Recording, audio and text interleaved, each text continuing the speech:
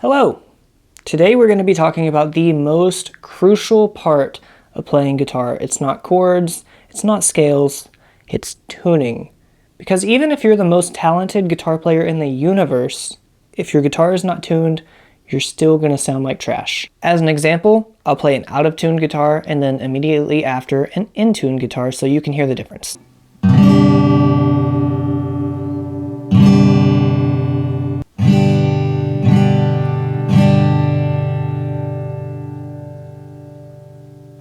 If this is your first time tuning, you might actually call a friend who plays guitar already, or take it to a guitar shop and have them help you, or just tune it for you, because your first time tuning can actually be pretty difficult, like surprisingly difficult. That's actually why I didn't do this video first, because of how hard tuning can be the first time you do it.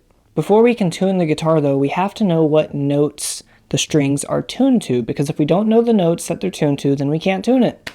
So, the easiest way that I know to remember the string names is the following phrase. Eddie ate dynamite. Goodbye, Eddie. If you take the first letter of each word, it spells out the string names from thickest to thinnest. E, A, D, G, B, E. So now that you know what notes to tune the strings to, let's talk about the different methods you can use to tune. The most accessible way to tune is going to be through an app on your phone. They used to not be very good, but they've really come a long ways. So the downsides of using your phone. There can't be any background noise while you're tuning. Otherwise your phone is going to hear that sound and think that's what it's trying to tune. So it needs to be in a relatively quiet environment to use it. Now the upside is that you always have a tuner right there in your pocket. The app that I use to tune is called Pano Tuner, P-A-N-O Tuner, and it works pretty well. Again, phone tuners aren't the best, but they will get the job done. If you know of a tuner app that's better, and preferably free, leave it in the comments, help me and everybody else who watches this video out so we can get that one instead of Pano Tuner. My favorite way to tune though is with a clip-on tuner. This is a D'Addario clip-on tuner, but there's all kinds of other brands.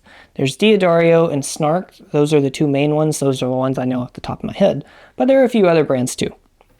These are awesome because it doesn't have to be quiet in the room, because it feels the vibration of your guitar and shows you that as the tune. They're super simple to use. You just turn it on and play the note. And it'll show you what note you're playing and if it's high or low. So let's tune mine real quick with this one. The first one is E. Remember, Eddie ate dynamite. Goodbye, Eddie. So E. Mine's having a little bit of a hard time finding the note, so when that happens, what I do is I tune it down a little bit to get below the note, and then tighten it back up until it hits the note. The next string is A, which is also a little bit sharp. So I'm going to go down and bring it up to the note.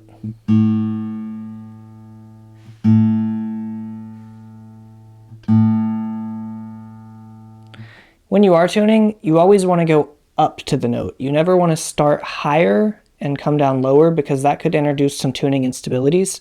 So a good rule of thumb is to go down and then bring the note back up. So just for example's sake, I'm going to go down. It's too low now. And I'm going to bring it back up.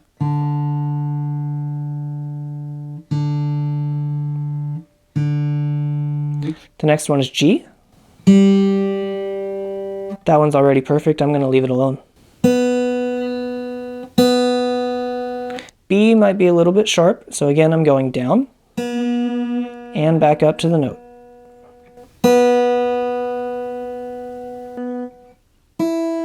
Last one is E. Maybe a little sharp, so go below and back up.